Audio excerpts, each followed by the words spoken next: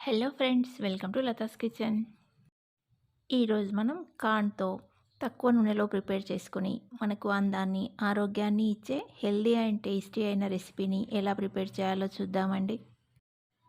ఈ corn veg కట్లెట్ని morning బ్రేక్ఫాస్ట్గా కానీ లేదా ఈవినింగ్ టీ టైమ్ స్నాక్గా కానీ తీసుకోవచ్చండి. ఈ కార్న్ వెజ్ కట్లెట్ని ప్రిపేర్ చేయడానికి తక్కువ ఆయిల్ని యూస్ చేస్తాం కాబట్టి నైట్ డిన్నర్గా తీసుకున్నా పర్ఫెక్ట్గా ఉంటుంది. ఈ వెజ్ కార్న్ కట్లెట్ని ఇలాగే డైరెక్ట్గా తీసుకోవచ్చండి. ఎలాంటి సైడ్ డిష్ అవసరం లేదు. ఈ కార్న్ కట్లెట్ పిల్లలకి లంచ్ బాక్స్లో పెట్టివ్వడానికి ఇంకా జర్నీలో తీసుకెళ్ళడానికి కూడా కన్వీనియంట్గా, తినడానికి ఈజీగా ఉంటుంది.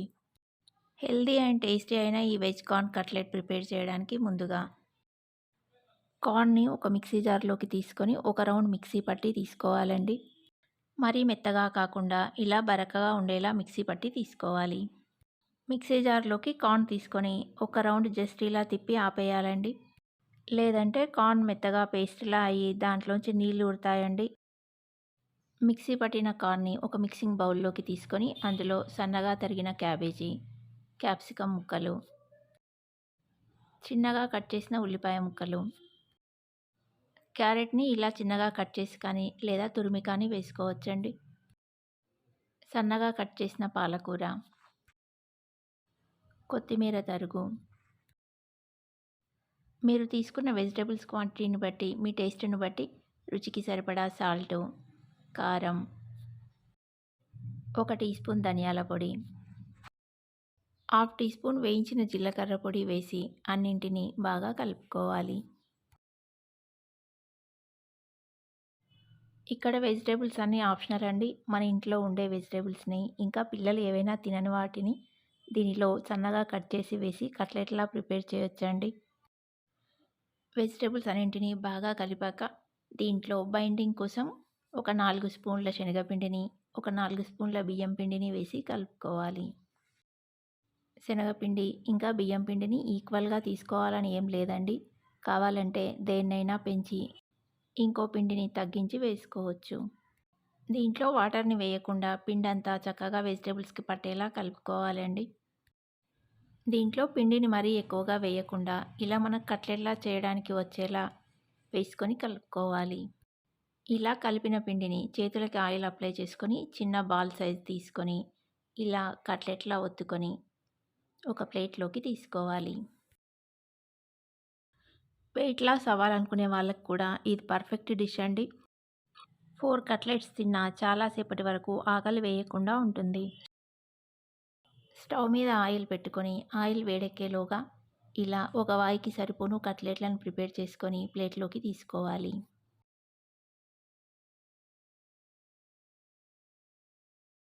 ఇలా ముందుగానే స్టవ్ మీద ఆయిల్ను పెట్టుకొని స్టవ్ సిమ్లో పెట్టి కట్లెట్లను ప్రిపేర్ చేస్తే అవి ప్రిపేర్ చేసేలోగా ఆయిల్ వేడెక్కుతుందండి. ఈ కార్న్ వెజ్ కట్లెట్స్ని ప్రిపేర్ చేయడానికి ఎక్కువ ఆయిల్ అవసరం లేదండి. ప్యాన్లో 2-3 టేబుల్ స్పూన్ల ఆయిల్ని వేస్తే సరిపోతుంది.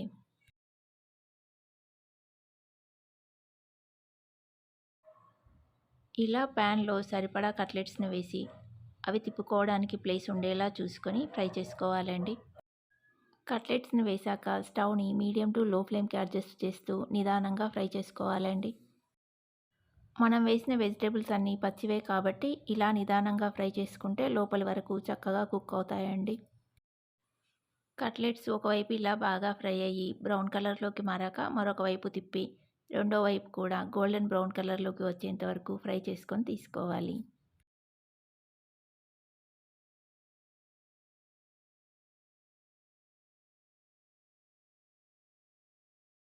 ఈ కట్లెట్స్ ఆయిల్ అస్సలు పీల్చవండి. మనం ప్యాన్లో ముందుగా వేసిన ఆయిల్ని అవి ఫ్రై అయ్యాక ఉన్న ఆయిల్ని చూస్తే ఒకే ఒక్క స్పూన్ ఆయిల్లో చక్కగా కట్లెట్లు ఇలా ఫ్రై అవుతాయండి. కట్లెట్స్ని కొంచెం బ్రౌన్ కలర్ వచ్చేంత వరకు ఫ్రై చేసుకుంటే పైన క్రంచీగా కరకరలాడుతూ లోపల సాఫ్ట్గా ఉంటాయండి. ఇలా ఫ్రై అయిన కట్లెట్స్ని ఒక ప్లేట్లోకి తీసుకొని మనము ఫస్ట్ వాయి వేసినప్పుడు అవి ఫ్రై అవుతుండగా మిగతా పిండిని కూడా కట్లెట్లా ప్రిపేర్ చేసి పెట్టుకుంటే వీటిని తీసి వెంటనే మరొక వాయిని వేసి ఫ్రై చేసుకోవచ్చండి. ఇలా ఫ్రై చేసిన వెజ్ కార్న్ కట్లెట్స్ని ఒక సర్వింగ్ ప్లేట్లోకి తీసుకొని వేడివేడిగా సర్వ్ చేసుకొని ఇలాగే డైరెక్ట్గా తినొచ్చండి. సూపర్గా ఉంటాయి.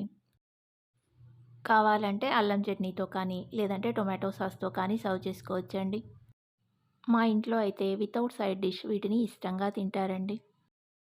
వీటిని చల్లారాక తిన్నా టేస్టీగానే ఉంటాయండి. కాకపోతే పైన క్రిస్పీగా కాకుండా మెత్తగా ఉంటుంది. చర్మ సౌందర్యానికి, ఇంకా కంటి ఆరోగ్యానికి ఎంతో మేలు చేసే ఈ వెజ్ కార్న్ కట్లెట్స్‌ని టేస్టీగా ఉంటాయి కాబట్టి మీరు కూడా తప్పకుండా ట్రై చేసి ఈ రెసిపీ ఎలా ఉందో కామెంట్ చేసి చెప్పండి. అలాగే ఈ రెసిపీ మీకు నచ్చితే లైక్ చేయడం మాత్రం మర్చిపోకండి. మరిన్ని ఇలాంటి హెల్తీ అండ్ టేస్టీ రెసిపీస్ కోసం లతాస్ కిచెన్ ఛానల్‌ని సబ్స్క్రైబ్ చేసుకొని పక్కనే ఉన్న బెల్ ఐకాన్‌ని క్లిక్ చేయండి. Thanks for watching.